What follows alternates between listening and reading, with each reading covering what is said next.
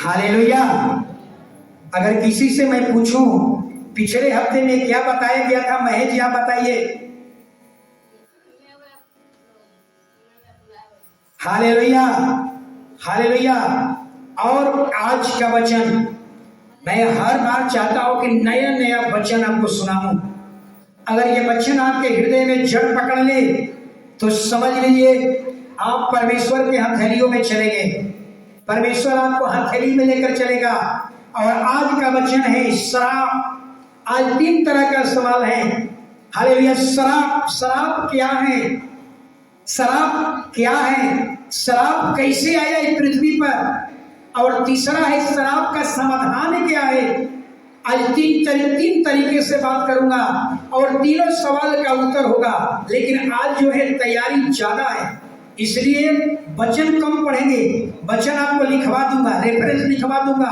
अगर वचन पढ़ेंगे तो लगभग हमारा 8-9 पेज है, मैं नहीं बता पाऊंगा। मैं चाहता हूं कि पूरा आपको हम बताऊं, केवल वचन का रेफरेंस बोल देंगे, आप पढ़ेंगे तो टाइम लग जाता है, मैं पूरा नहीं एक्सप्लेन कर पाता हूं। हालेलुया। और ये सब आपके जीवन को बदलेगा। हालेलुया। पहला बात याद रखिए, शराब क्या है? हालेलुया। 3 सवाल है। शराब क्या है? शराब कहां से आया? और शराब का समाधान क्या है? हालेलुया। तो शराब का परिभाषा क्या है? शराब एक अदृश्य रुकावट है। ये दिखता नहीं है, आपके तरक्की को रोक देगा, आपके बरकत को रोक देगा, आपके आशीष को रोकेगा। हालेलुया। हालेलुया आपके फल होने को रोकेगा, आगे बढ़ने को रोकेगा, आपके उन्नति में बाधा बनेगा। यही है शराब। पूंजी लगाएंगे लेकिन नुकसान हो जाएगा, बिजनेस करेंगे नुकसान हो जाएगा। हालेलुया। जिस काम में हाथ डालेंगे सफल नहीं हो पाएंगे। ये समझ लीजिए आपके घर पर शराब है। और शराब के बारे में बाइबल में जरूर घर पर पढ़ लीजिएगा, 28 अध्याय। हालेलुया। कुछ चर्चा उसमें से करूंगा, बाकी होल बाइबल की चर्चा करूंगा। हालेलुया। शराब के बारे में बाइबल क्या बताती है जरा सुनिएगा। बाइबल पढ़ने का भी जरूरत नहीं है। हालेलुया। शराब है। घर तो आप बनाएंगे लेकिन घर में रहने नहीं पाएंगे। ये शराब है। आप देख लीजिए मोकामा में कितने अच्छे अच्छे घर है, लेकिन नसीब नहीं है रहने के लिए, किसी और का कब्जा में है। हालेलुया। बाइबल क्या बताती है? वृक्ष तो लगाएंगे लेकिन उसका फल नहीं खा पाएंगे। ये शराब है, शराब। सोचिए, ये शराब है। और आगे कहता है फसल तो लगाएंगे, कोई दूसरा उसको काट लेगा, ये भी एक शराब है। हालेलुया। शादी की बात होगी लेकिन कहीं किसी और के साथ चली जाएगी, ये भी शराब है। हालेलुया। और कहता है मजदूरी करेंगे, कमाई लाएंगे लेकिन छेद वाला थैला में रखेंगे, ये भी एक शराब है। कमाई कर रहे हैं, बचत नहीं हो रही है, घर में पैसा आ रहा है, बचत नहीं हो रहा है, ये भी शराब है। ये भी एक शराब है। किसी घराने में ऐसा शराब है कि कम ही उम्र में सब लोग गुजर गए, कम ही उम्र में सब लोग गुजर गए। हालेलुया। 50 साल होते होते चले गए, वो घर पर शराब पड़ा हुआ है। हालेलुया। ये भी एक शराब है। हालेलुया। ये भी एक शराब है। गर्भ में फल तो लगेगा, 9 महीनों से पहले अबॉर्शन हो जाएगा, गर्भपात हो जाएगा, ये भी एक शराब है। फल नहीं लगेगा, फल लगेगा लेकिन 9 महीनों से पहले गर्भपात हो जाएगा, अबॉर्शन हो जाएगा। ये समझिए बार बार ऐसा हो रहा है, समझ लीजिए ये शराब है। हालेलुया। इतना ही नहीं, हालेलुया कमाएंगे लेकिन उसका कमाई कोई और खाएगा, ये भी एक शराब है। कौन खाएगा? हालेलुया। मैं इसके बारे में पढ़ रहा था, नीति वचन में पढ़ रहा था। हालेलुया। आप कमाएंगे और कौन खाएगा? व्यभिचारी महिला उसको खाएगी। हालेलुया। और आगे बैंक में पैसा है लेकिन अच्छे भोजन नसीब में नहीं है। बैंक में पैसा है, बैंक में लाखों करोड़ों रुपया पड़ा हुआ है, लेकिन नसीब में अच्छा भोजन नहीं है। सुनेंगे इधर।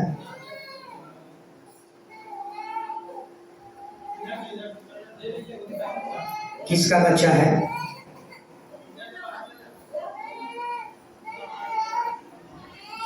छोटी बच्चिया, बाहर लेके जाओ, बाहर से पीछे जाओ।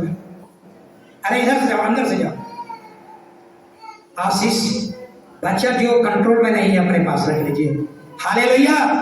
आशीष बाहर लेकर जाओ।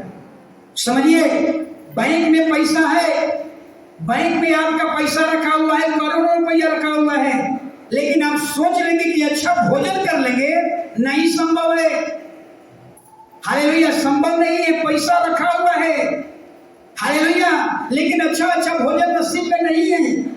सोचिए क्यों? क्योंकि शुगर हो गया है।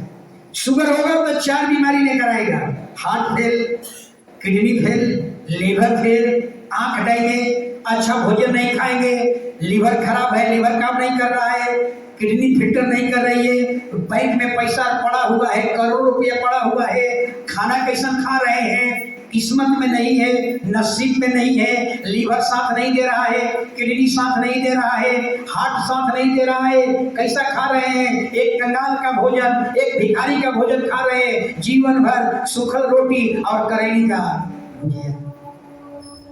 सोचिए, पैसा है, ये मत सोचिए कि हमारे पास पैसा हो जाएगा तो हम अच्छा अच्छा चीज खा लेंगे, भूल जाइए।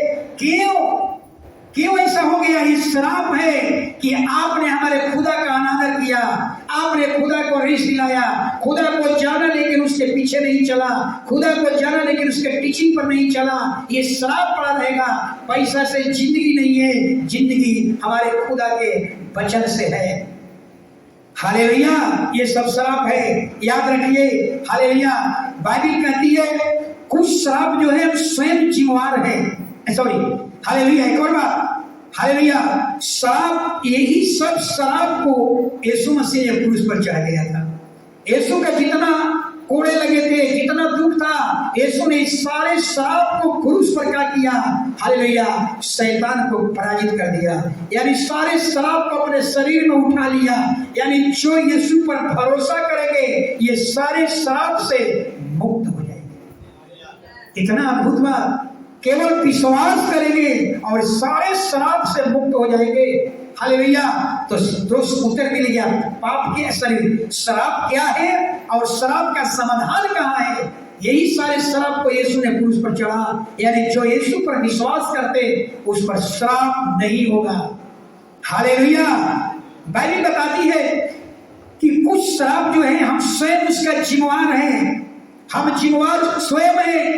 हालेलुया, आपके जीवन में 2 कारण से श्राप आता है, याद रखिएगा, 2 कारण से। पहला कारण, परमेश्वर अनुमति दे दे आपके जीवन में श्राप के लिए, और दूसरा, हम ऐसा कोई काम करते हैं जिससे शैतान को अधिकार मिल जाए। हालेलुया, याद रखिए। अब सवाल करेंगे आप लोग कि परमेश्वर श्राप क्यों देंगे, परमेश्वर अनुमति क्यों देंगे? क्या यीशु मसीह ने श्राप नहीं दिया? नहीं दिया। क्या यीशु ने श्राप नहीं दिया? किसी को नहीं याद है? अंजीर के पेड़ को, हालेलुया, अंजीर के पेड़ को यीशु ने खुद श्राप दिया। हालेलुया, याद रखिए। अंजीर की थोड़ा सा बताना चाहूंगा। अंजीर का पत्ता पहले निकलता है और उसके बाद अंजीर में फूल नहीं होता, याद रखिएगा। गुलर के समान अंजीर में क्या होता है? फल ही निकलता है। पहले कोमल पत्ता निकलेगा, इसके बाद क्या निकलेगा? फल। लेकिन यीशु जब गया था वहां पर चेलों को लेकर के, तो वहां पर पत्तियां कोमल कोमल निकली थी, जैसे महुआ में कोमल पत्ती निकलती, और ये फल का भी टाइम नहीं था। और यीशु ने कहा आज के बाद इसमें फल नहीं लगे। यीशु ने श्राप दे दिया और वही समय तुरंत, बाइबल कहती है तुरंत, हालेलुया, पेड़ सूख गया। सोचिए, पेड़ सूख गया। हालेलुया, याद रखिए, श्राप का मतलब क्या है? श्राप आपको पनपने नहीं देगा, श्राप आपको उठने नहीं देगा, श्राप आपको बढ़ने नहीं देगा, श्राप आपको तरक्की करने नहीं देगा, आपको बरकत करने नहीं देगा, आपको जयवंत होने नहीं देगा, आपको सफल होने नहीं देगा, आपको आशीषित होने नहीं देगा। अगर हालेलुया, यही है श्राप। और बाइबल में, हालेलुया, बाइबल में श्राप के कई कारण है। जब आप मूसा विवरण की किताब पढ़िएगा 28 अध्याय, तो साफ लिखा हुआ है, अगर तू मेरे वचन के अनुसार जीवन नहीं जिया, अगर तुम मेरे वचन को सुनते हो और उस पर नहीं चलते हो, तो मेरा पूरा साथ तेरे जीवन में लगा रहेगा। जिस व्यक्ति का जीवन इस बाइबल के अनुसार नहीं है, अगर आप सोचते होंगे कि आधा पालन कर लेंगे आधा छोड़ देंगे, आप पर श्राप पड़ेगा। बहुत सारी विवरण जरूर पढ़ लीजिएगा 28 अध्याय। अगर तू मेरी आज्ञाओं का पालन करता है, नहीं करेगा, तो सारे श्राप तेरे जीवन में आ जाएगा। हालेलुया। तो ये एक कारण है। अगर आपके हाथ में सब कुछ रखा हुआ है, बाइबल बताती है, नीति वचन लिखा हुआ है, हालेलुया, कि मनुष्य के मुख में जीवन और श्राप, जीवन और मृत्यु है। हालेलुया। सब कुछ आपके सामने है, सब कुछ आपके सामने रखा गया है। अगर इसका हम पालन करते हैं तो जीवन है, अगर इसका आज्ञा का पालन नहीं करते हैं तो हमारे जीवन में, पूरा लाइफ आपके जीवन में श्राप बना रहेगा। हालेलुया। तो आगे हम लोग देखेंगे। हालेलुया। एक और बात, हालेलुया, जब आप भरोसा विवरण 12 अध्याय में पढ़िएगा, निकालिएगा मन। हालेलुया। परमेश्वर ने अब्राहम को बुलाया, 7 वायदा देकर के बुलाया, 7 वायदा देकर के अब्राहम को बुलाया, अब्राहम अपने देश को छोड़ दे, अपने पिता के घर को छोड़ दे, अपने कुटुंब और रिश्तेदार को छोड़ दे, निकल जा। और 7 वायदा किया था, और 7 वायदा आशीष था, आशीष था। उसमें एक जो था श्राप था। मैं पढ़ कर सुना देता हूं। पहला 7 वायदा किया, तुझसे एक बहुत बड़ी जाति बनाऊंगा, तुझे आशीष दूंगा। दूसरा, हालेलुया, तेरा नाम, तीसरा, तेरा नाम महान कर दूंगा। चौथा, तू आशीष का मूल होगा। पांचवा, जो तुझे आशीष देगा मैं तुझे आशीष दूंगा। छठा, जो तुझे कोसेगा मैं उसे श्राप दूंगा। सोचिए। हालेलुया। और आठवां कहा, भूमंडल के सारे कुल तेरे कारण आशीष पाएंगे। तो अब जरा समझिए, परमेश्वर ने छठा जो वायदा किया था, अब्राहम के सुरक्षा के लिए वायदा किया था। सुरक्षा के लिए, जो अब्राहम को कोसेगा वही पर श्राप पड़ा रहेगा। अब्राहम को ही नहीं, अब्राहम जितने लोग बाइबल से प्रेम करते हैं वे सब क्या हो गए? अब्राहम के वंशज। आप अब्राहम के वंशज हैं। अगर आप यीशु से प्रेम करते हैं, अब्राहम के वंशज हैं। अब्राहम समस्त मानव जाति का पिता हुआ। हालेलुया। आप अब्राहम के वंश के हैं, आप अब्राहम के खानदान के हैं, जो इससे मोहब्बत करता है। आप सोच लीजिए, अगर आपको कोई आपके अंगुली उठाए, आपको अगर कोई श्राप दे, आपको कोई कोसे, आप पर कोई अंगुली उठाए, आपके विरोध में कोई बोले, आपके कोई गलतियां निकाले, तो समझ लीजिए उस पर पूरा जीवन श्राप पड़ा रहेगा। समझ में आ रहा है बात? हालेलुया। समझ में आ रहा है? आप परमेश्वर के अब्राहम के वंश के हो गए, आप अब्राहम के खानदान के बन गए। और परमेश्वर ने छठा वायदा किया था, जो अब्राहम को कोसेगा उसको श्राप दे दूंगा।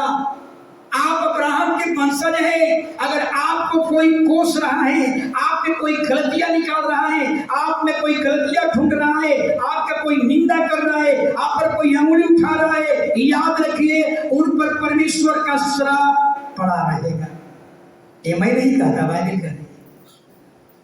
हालेलुया। आप सोच रहे हैं बहन जी अभी नहीं आना है। हालेलुया। अभी यहाँ किसी को आने की जरूरत नहीं। हालेलुया। सोच लीजिए। हालेलुया। आप कितने परमेश्वर के दृष्टि में आदरणीय हैं। आपके विरोध में, इसीलिए मैं कहता हूं, किसी के विरोध में आप नहीं बोलिए। कलीसिया भाई बहन के विरोध में मत बोलिए। किसी के पर आप अंगुली मत उठाइए, क्योंकि बाइबल में लिखा गया है हम सब अब्राहम के वंशज हैं। जो बाइबल से मोहब्बत करता है अब्राहम के वंशज हैं। अगर अब्राहम के वंशज को कोई कोसेगा, उसमें कोई गलतियां निकालेगा, उस पर कोई अंगुली उठाएगा, उसके विरोध में कोई बोलेगा, परमेश्वर कहता है कि मैं उसको श्राप दे दूंगा। हालेलुया। इसलिए मैं कहूंगा अपने मुंह पर टेप लगा लीजिए। श्राप कहां से आया? श्राप कहां से आया? बाहर से नहीं आया। उसका जिम्मेदार खुद क्या है? मनुष्य है।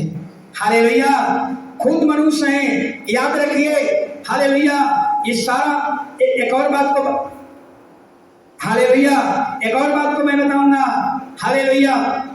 इसीलिए मैं बराबर कहता हूं कि हालेलुया, परमेश्वर के चुने हुए पर आप अंगुली मत उठाइए।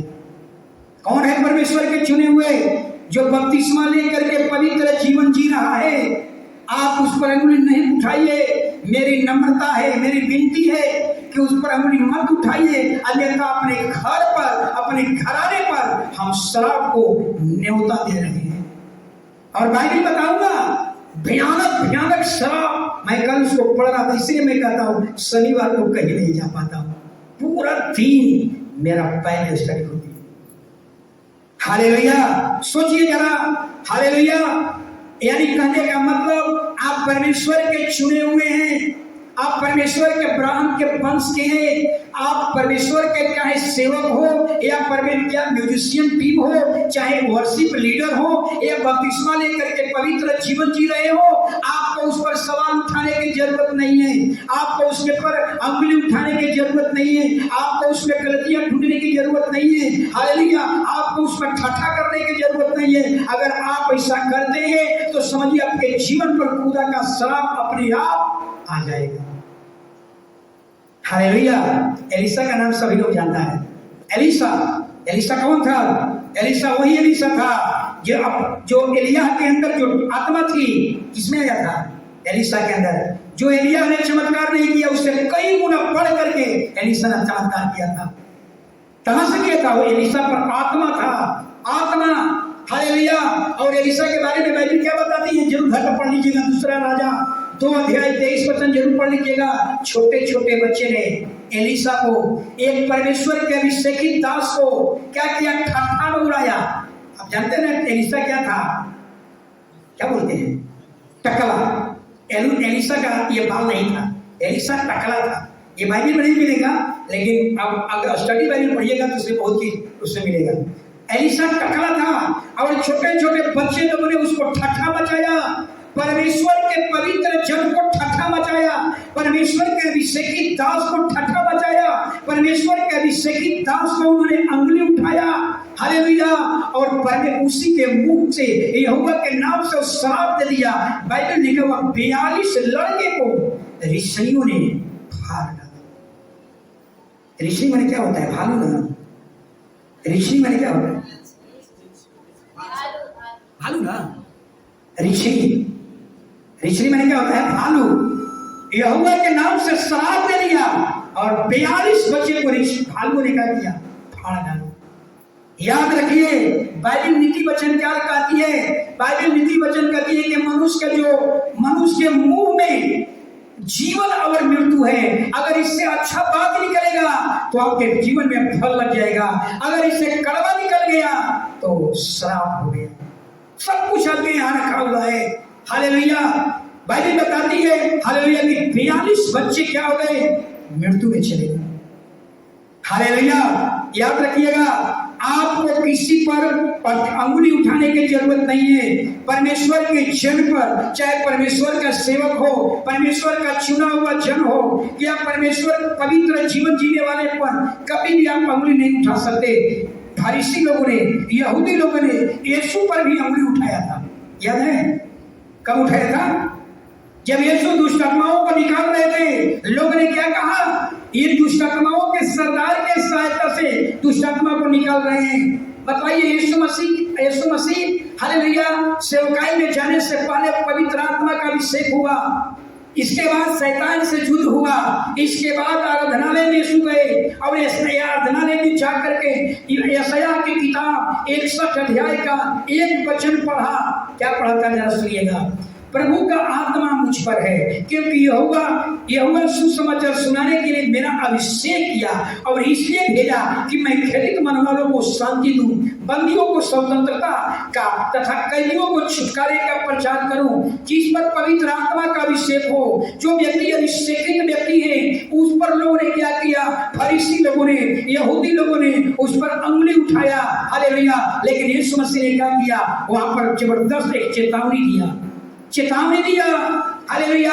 सारे पाप अपराध क्षमा किया जा सकता है, लेकिन पवित्र आत्मा के विरोध में अगर कोई बात बोलता है, हालेलुया, या पवित्र आत्मा पर कोई अंगुली उठाता है, पवित्र आत्मा के विरोध में कोई कमेंट करता है या ठट्ठा करता है, उसका पाप कभी क्षमा नहीं।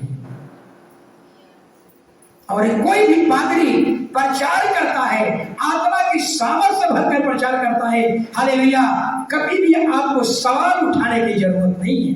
हालेलुया, अंगुली उठाने की जरूरत नहीं है। हालेलुया, इसलिए वहां पर यीशु ने जबरदस्त चेतावनी दिया। इसलिए बाइबल कहती है हालेलुया, शराब कहां से आया? शराब स्वयं मनुष्य क्या है? जिम्मेवार है।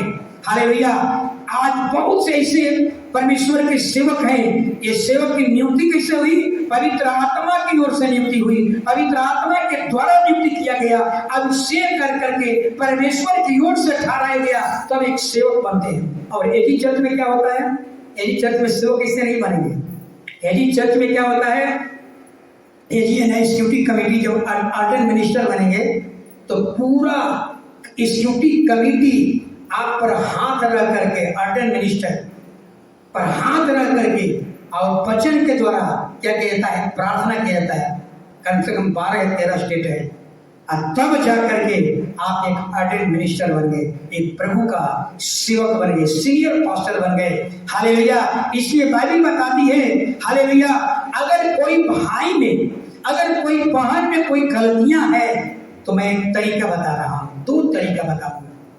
अगर कोई भाई ने, बाइबल कभी किसी के बारे में कमेंट करने का अधिकार नहीं देती, बाइबल कभी किसी में गलतियां निकालने का अधिकार नहीं देती है, याद रखिएगा। हालेलुया, तो करना क्या होगा? मैं तरीका बता रहा हूं। अगर लग रहा है आपको में कोई परेशानियां हैं, आपको में अगर कोई गड़बड़ियां हैं, तो हमें उसकी गड़बड़ियां को दूसरे जगह बताना नहीं है। आप उससे व्यक्तिगत तरीका से जा करके अब उससे मिलिए और बाइबल का वचन लेकर के नम्रता पूर्वक उनके पास रखिए कि पास्टर इसका अर्थ क्या है। नम्रता पूर्वक व्यक्तिगत तरीका से मिलिए। अगर कोई बहन में कोई गलतियां हैं, बहन कोई गलती कर रही है, तो बाइबल का वचन लेकर के जाइए, व्यक्तिगत तरीका से मिलिए, उनके सामने नम्रता पूर्वक बात करिए। हालेलुया, या अगर आप उससे मिलना नहीं चाहते, कई बार ऐसा होता है, और उससे मिलना नहीं चाहते, तो आपके पास दूसरा विकल्प है, आप उसके लिए उपवास करिए। बाइबल में 4 उपवास बताया गया है। 3 दिन का उपवास, 7 दिन का उपवास, 21 दिन का उपवास, 40 दिन का उपवास। आप उस भाई के लिए ये 4 में से कोई एक उपवास को चुन लीजिए और उपवास के साथ प्रार्थना कीजिए कि परमेश्वर रानी सिस्टर को अपने वचन के अनुसार उसको बदल दे। मैं दावे के साथ कहता हूं कि प्रार्थना, आपकी प्रार्थना व्यर्थ नहीं होगी। कुछ ही समय के बाद पता चलेगा उस बहन में परिवर्तन आ गया, उस भाई में परिवर्तन आ गया। बाइबल गवाह है, एक योद्धा हार सकता है, एक बलवान हार सकता है, एक अस्त्र शस्त्र लिया हुआ योद्धा हार सकता है, लेकिन प्रार्थना करने वाला कभी अभी तक नहीं हारा है, कभी नहीं हारा। याद रखिए, हथियार वाला व्यक्ति हार गया, बलवान हार गया, धनवान हार गया, लेकिन कभी प्रार्थना करने वाला बाइबल गवाह है कभी नहीं हारा। हालेलुया, इसलिए दूसरा तरीका आपको यही है हालेलुया कि आप अगर किसी भाई में गलतियां हैं, आप भाई के पास जाइए, मिलिए और उससे बात को बताइए। लेकिन कई बार ऐसा होता है क्या, आप अगर उसमें गलतियां निकालेंगे, उस भी आपने गलतियां निकाल देगा तो परेशानी बढ़ जाएगी, विवाद हो जाएगा, झगड़ा हो जाएगा। इसे एक ही तरीका है बाइबल के अनुसार, उसके लिए प्रार्थना कीजिए, उसका नाम लेकर प्रार्थना कीजिए, उसके नाम पर 3 दिन का फास्टिंग कीजिए, 7 दिन का फास्टिंग कीजिए। आप देख लीजिए, दावे के साथ कहता हूं उस भाई में बदलाव आ जाएगा। लेकिन अगर हम उसमें गलतियां क्या करके उसके कहे कि ये गलती की हो, तो कहेगा कि आप भी तो ये गलती किए हैं और ये खुद मैं इसका भुक्तभोगी हूं, मैं खुद भुक्तभोगी हूं। समझिएगा, मैं आदमी में गलती नहीं दिखाया। हालेलुया, कई बार ऐसा होता है, अगर आप में गलतियां दिखाऊंगा, वो भी आप में गलतियां दिखा देगा, झगड़ा हो जाएगा। हालेलुया, मैं भुक्तभोगी हूं। मैं स्टेशन से आ रहा था, आज नहीं बहुत साल पहले की घटना मुझे याद है। मोटरसाइकिल से आ रहा था और मेरे आगे एक मोटरसाइकिल जा रहा था, उसका स्टैंड गिरा हुआ था। मैंने देखा कि स्टैंड उसका गिरा हुआ है, हमने सोचा कि धक्का एक्सीडेंट हो जाएगा उसको। हमने गाड़ी तेज कर करके गए और उसको कहे, भाई साहब आपका स्टैंड गिरा हुआ है।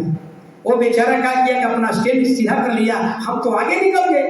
वो भी भाई ने क्या किया, वो भी स्पीड गाड़ी करके आया और फिर मेरे पास आकर बताया, भाई साहब आपका स्टैंड गिरा हुआ है। हमने कहा कि रे भैया, तो बदला ले लिया। जब हमारा स्टैंड देखता हो तो सचमुच मेरा भी स्टैंड गिरा हुआ था। तब मुझे समझ में आया, अगर किसी के गाड़ी का लाइट जल रहा है तो मैं अभी नहीं बोलूँगा। कब बोलूँगा? पहले अपना लाइफ को बुझाऊंगा तब बोलूँगा। जितने महर जी, मोटरसाइकिल वाले संजय जी, सावधान हो जाइए। हालेलुया। अगर आपके नाक पर कालिक लगा हुआ है, हम देख रहा हूँ कि महर जी के नाक पर कालिक लगा हुआ है, हम नहीं बोलेंगे, हम अभी नहीं बोलेंगे। कब बोलेंगे? पहले आईना में अपना चेहरा देखेंगे कि मेरा नाक पर तो नहीं लगा है। समझ में रहा है? ऐसा करेंगे तो शायद हालेलुया अच्छा होगा। अगर आपके कपड़े पर अगर कोई गंदा लगा हुआ है, हम अभी नहीं बोलेंगे, हम अपने घर में जाएंगे, अपने कपड़ा को देखेंगे कहीं मेरे कपड़ा पर तो गंदा नहीं लगा हुआ। अगर नहीं रहेगा तब जाकर कहेंगे महेश जी आपके कपड़ा पर गंदा लगा हुआ है। हालेलुया। तो ये मैंने सीखा।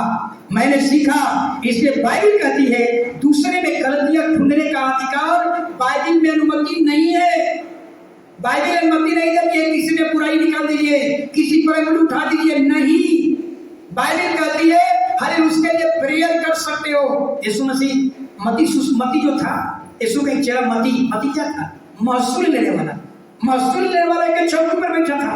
यीशु ने जब बुलाया, क्या उसको कभी कहा कि तुम ऐसा काम करने वाला है, छोड़ दे? कभी नहीं कहा। हालेलुया, कभी नहीं कहा। इसलिए यीशु मसीह जब हमारा स्वामी किसी में उंगली नहीं उठाया, किसी में दोष नहीं निकाला, किसी में गलतियां नहीं निकाला, हम नहीं निकाल सकते। अगर हम निकालते हैं तो याद रखिए, हालेलुया, अगर कहीं अभिषेकित जन है, परमेश्वर का चुना हुआ वंश है, अगर उस पर उंगली उठाते हैं, उसमें गलतियां ढूंढते हैं, तो याद रखिए, दावे के साथ कहता हूं, आप पर श्राप पड़ेगा। और इसका एक उदाहरण आपके सामने मैं रख रहा हूं। हालेलुया, आपके सामने इसका उदाहरण रख रहा हूं। हालेलुया। बाइबल में एक औरत है जिसका नाम था मिकल कौन थी? राजा साउल की बेटी थी।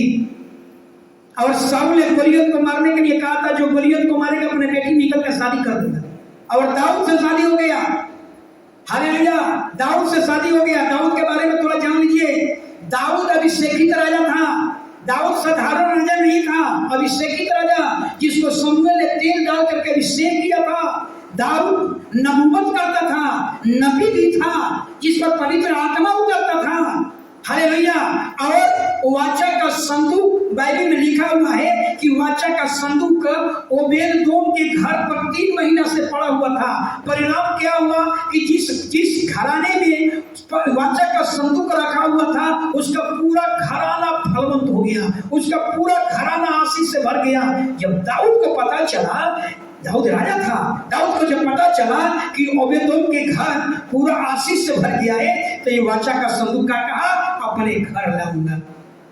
लेकिन पहला बार में वो फेल हो गया था। क्यों फेल हो गया?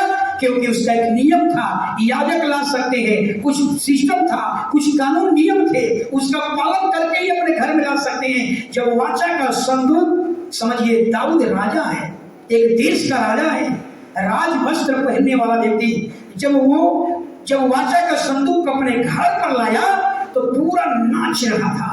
इतना राज वस्त्र उठा करके फेंक दिया, नंगा होकर के नाच रहा था, आत्मा में नाच रहा था। सोचिएगा, आत्मा में नाच रहा था, आत्मिक तौर पर नाच रहा था, खूब उमंग में था।